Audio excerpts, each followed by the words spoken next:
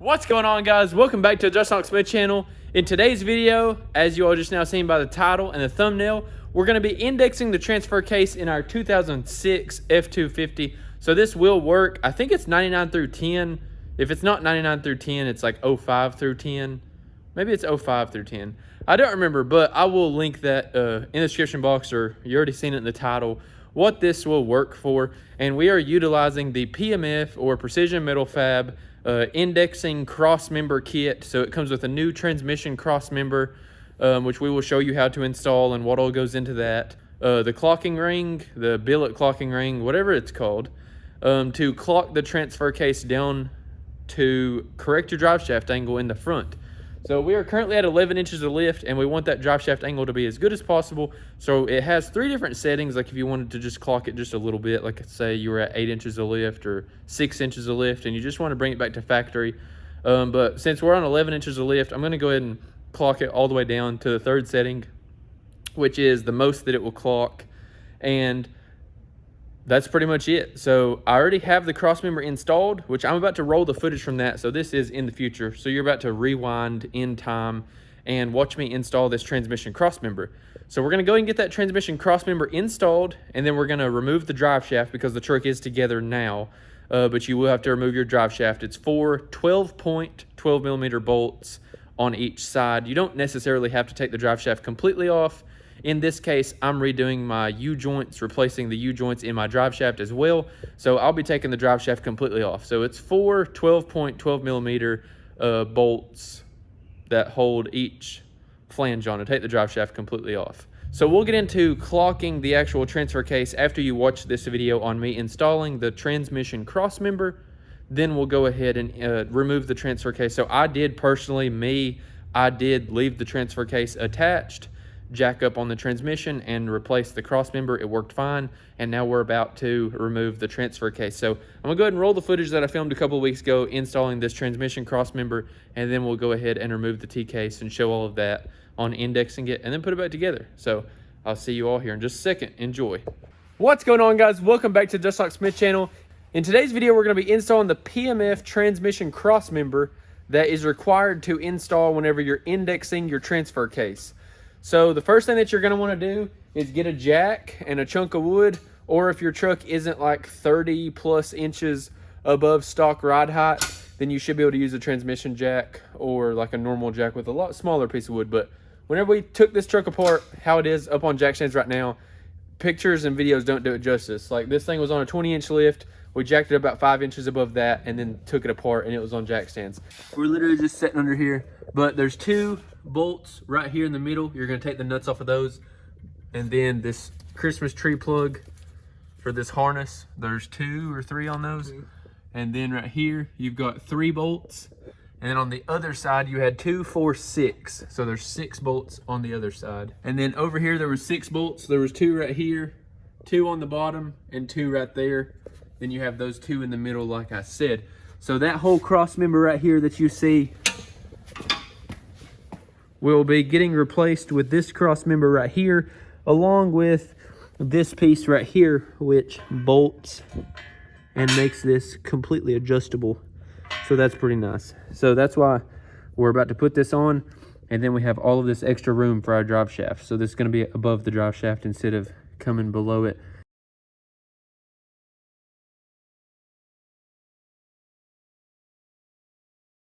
Okay, so we just now got this crossmember in. We haven't fooled with the middle section just yet. So it is in there, but it's not bolted together. But these holes were already there. There were 2 from the factory. So you've got 1 right here and right behind this radius arm bracket. And then you use 2 holes. It's got 1 right there. And then 1 right there. So you can see those 2 holes in the bottom. They're already there. Didn't have to drill anything for that, so that's a huge plus. Coming around to the other side, we have these 2 holes. They were already there. This hole right here is not there. This hole right here is not there. So these 2 holes on this side, we are gonna have to drill out. So that's a 1/2-inch drill bit, and I'm gonna go ahead and drill those out. Okay guys, so you're just gonna wanna push in on this plug. We're gonna go ahead and remove the transfer case. Go ahead and pull that out. set that to the side. I also wanted to note one thing. You need to buy a ratcheting open end 21 millimeter, because this left nut right there you cannot get to from the bottom. So we're going to be pretty much clocking this piece right here. So there is, I think it's 8 bolts. 1, 2, 3, 4. Yeah, so there's 8 bolts. And we'll go ahead and find out what size that is and remove these 8 bolts and then get ready to set this bad boy down. So right here, this is the front drive shaft flange. There's also a plug-in right here. So you've got 2 plug-ins total, and then you're ready to take the bolts out. Also guys, I just wanted to go ahead and state, I was wrong. There's only 6 bolts, not 8 bolts. So I've already got 3 of them out, and they do have blue Loctite. So until you get past that blue Loctite, it's quite miserable laying under here taking these out. And on the bottom one, it looks like it's going to be really, really hard to get to. So we'll figure it out as we go along. But we've got 3 of them out, so we're halfway there. This video is definitely not sponsored by JTX. No, couldn't be. All right, anyway. So this wrench right here, this is what I done to it. So I heated it up. Torch, hammer, bench vise. Now I'm gonna show you why I done that. So we're gonna go back under here. All right guys, so right here, this bolt is very hard to get to. So what I done was I made this wrench to fit it. Look at that, boys.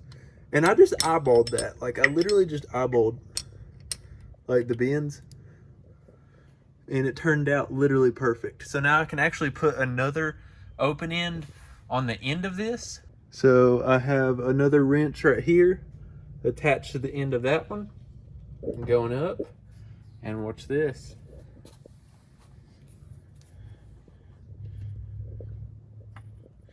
Now this is gonna be a while because I don't have the ratcheting one. I didn't want to destroy my ratcheting wrench. I mean, I guess this really didn't destroy it. I just made a tool that is pretty much only good for this, which I'll only do like once in my lifetime. But anyway. Man, I ain't gonna lie, I've never been like a crazy like fan of that powder color until your truck. I'm like, alright, that shit's popping. Same. I said the same shit. Said the same thing. I didn't think it was gonna look good. It wasn't until your truck that I really liked that powder on another one. Dude, I was just trying to be like Eric, Team Billet. Team Eric. All right, guys, so Bangshaw has helped us out tremendously. You can thank him for this video, and he has a video as well. All right, but we got this billet ring. We got the drive shaft, or the transfer case off.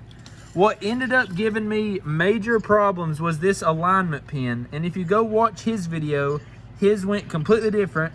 This actually stayed, yeah, this actually stayed in the transmission on his truck.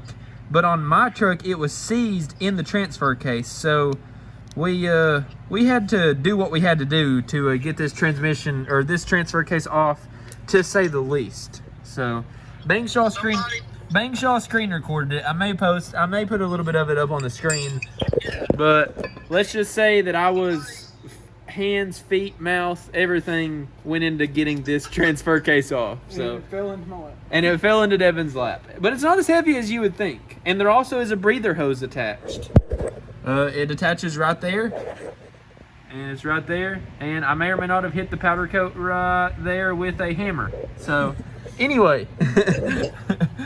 But yeah, so this does only go one way. So you will think that like they sent you the wrong gasket or the wrong plate. You just have to, what I done was I put the gasket on there first and made all 6 holes line up.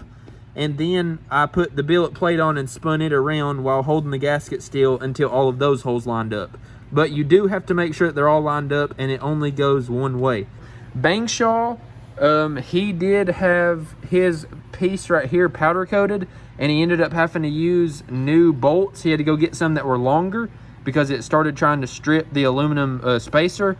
So hopefully either Trevor has longer bolts in these now from PMF, or maybe that was just because of the powder coat. I'm not sure, but we're about to find out because I'm going to use the hardware that came from PMF, and hopefully it works because it's a Friday night and all the bolt stores are closed and we need this truck in the morning at 7 a.m. So, so let's go ahead and try to put this transfer case back in, and we'll see how it goes. Hopefully the bolts work. She's waiting for me just across the bar. My seat's been taken by some sunglasses. And I feel like fun. I will carry you home tonight. We are young.